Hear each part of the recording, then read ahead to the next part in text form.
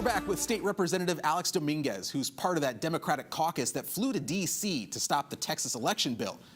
The representative, given that so many of the members there with you have families and full-time jobs back at home, how long are you prepared or able to stay there?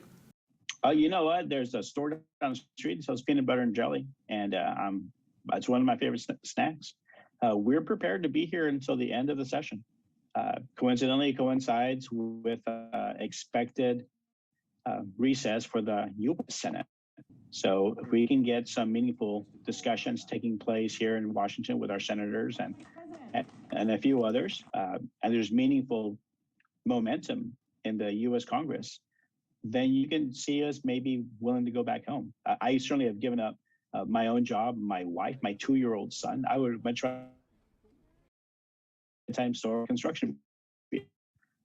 But they understand this, they support this, and this is important to us. No less than it is to our Republican colleagues who also give up of their time to be there for the special session and for the regular session. You know, we are all essentially free legislators. You know, yes, we get paid $200 a month to do our job, and we do it well, and we work very hard. We take it seriously. No less so, I'm giving up my per diem, so I am not accepting any state dollars while I'm here. So much of this will likely come out of my own pocket. Well, it sounds like you're saying you have more confidence in Congress passing the For the People Act and John Lewis Voting Rights Act than making significant changes to the voting bill in Texas. Is that the case? Is that the ideal end game? Well, you haven't asked me if there's been anybody reaching out. Well, has anyone reached out?